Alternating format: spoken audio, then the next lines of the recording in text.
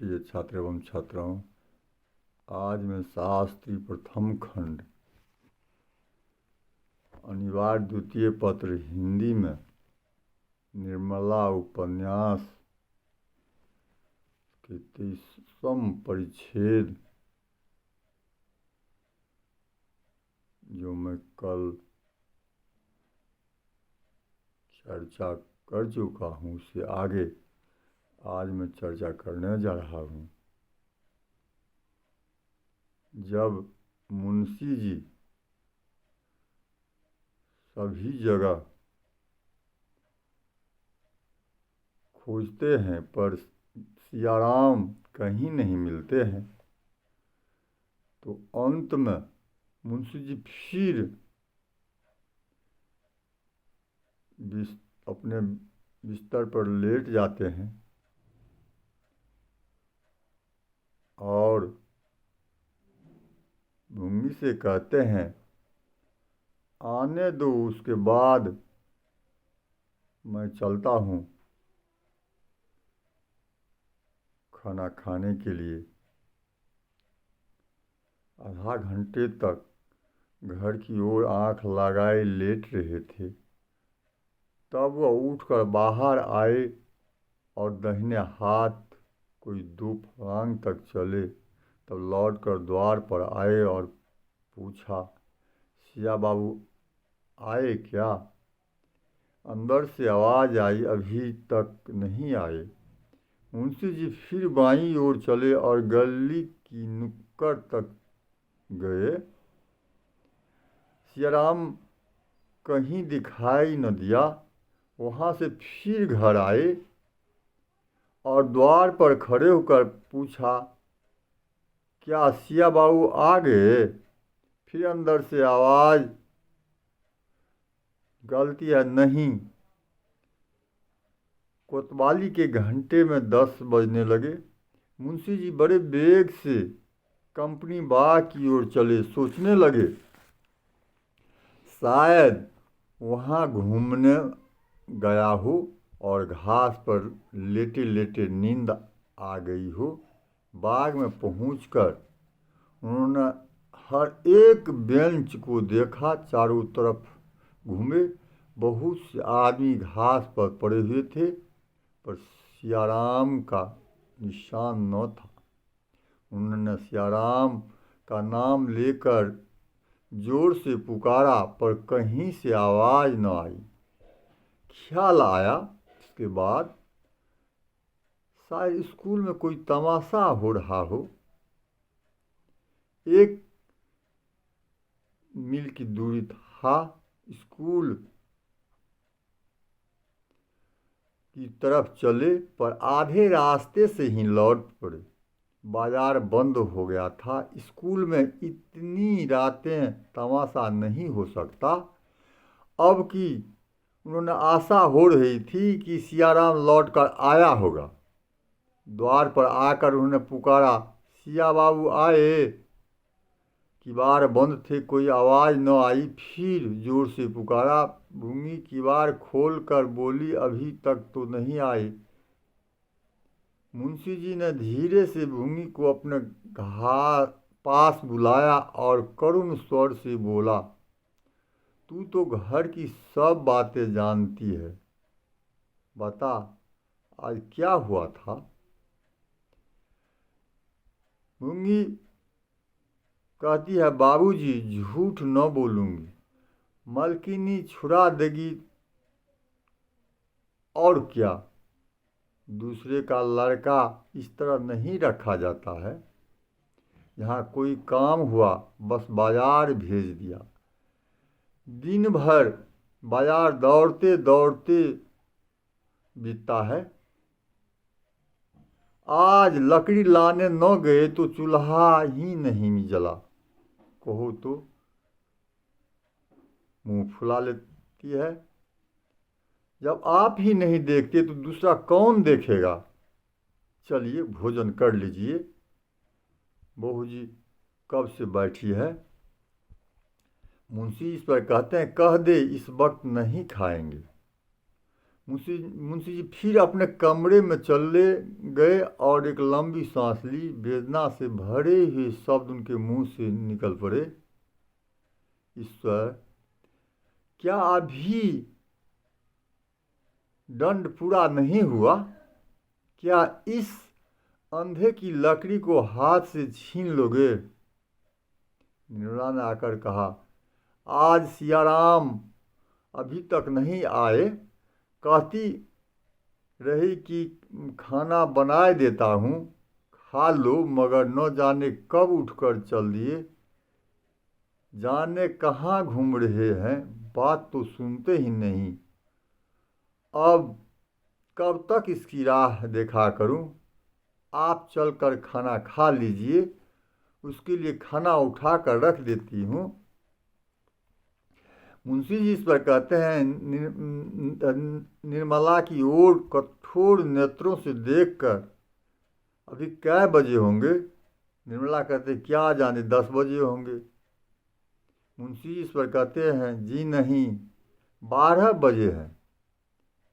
निर्मला, इतनी इतनी देर तो कभी नहीं करते थे, तो अब तक उनकी राह देखोगे? दोपहर को भी कुछ नहीं खाया था, ऐसी सैलानी लड़का मैंने कभी नहीं देखा। देखिए, निर्मला कहती है, देखिए ना, इतनी रात हो गई, अभी तक घर की सुध नहीं ली। मुंशी कहते, शायद वह आखिरी शरारत हो। निर्मला से कहती, कैसी बात मुंह से निकालते हैं? जाएंगे कहाँ? किसी यार के यहाँ पड़े रहे होंगे। मुंशी जी, शायद ऐसा ही हो, ईश्वर करे ऐसा ही हो। निर्मला कहती हैं, सवेरे आए तो जरा तमीज़ कीजिएगा।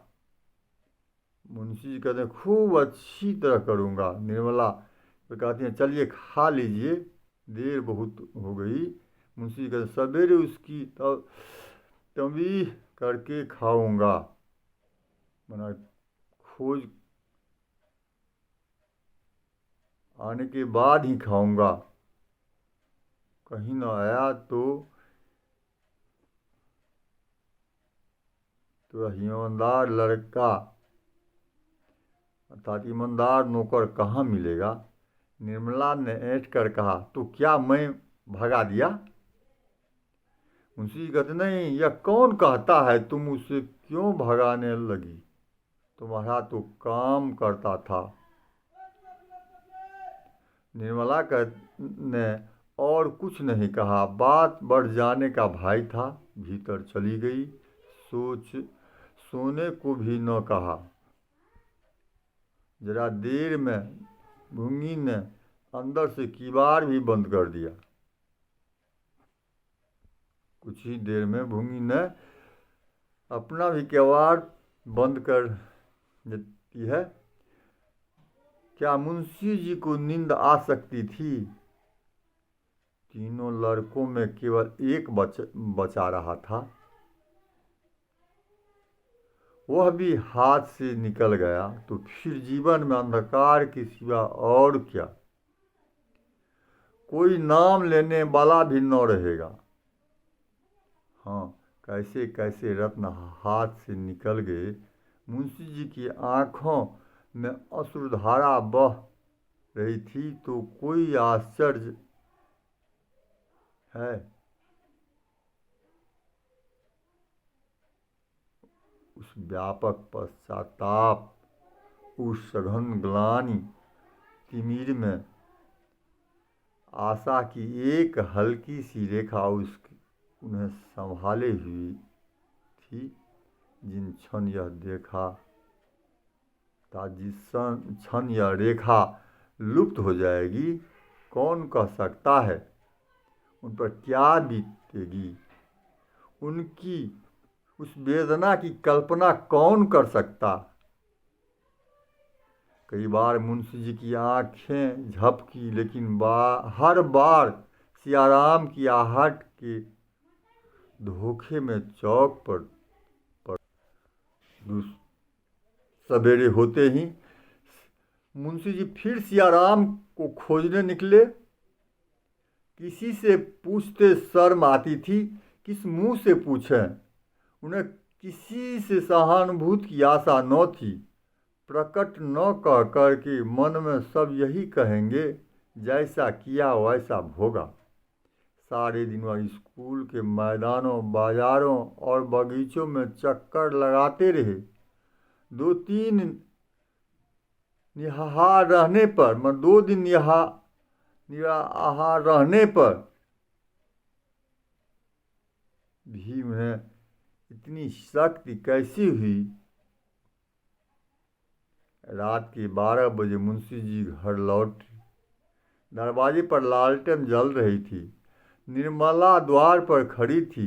देखते ही बोली, कहा भी नहीं, न जाने कब चल दिए, कुछ पता चला? मुंशी जी ने अग्नेय नेत्रों से ताकते हुए कहा, हट जाओ सामने से, नहीं तो बुरा होगा। मैं आपे में नहीं हूँ, यह तुम्हारी करनी है। तुम्हारे ही कारण आज मेरी यह दशा हो रही है। 6 साल पहले क्या इस घर की यही दशा थी? तुमने मेरा बना बनाया घर उजाड़ दिया।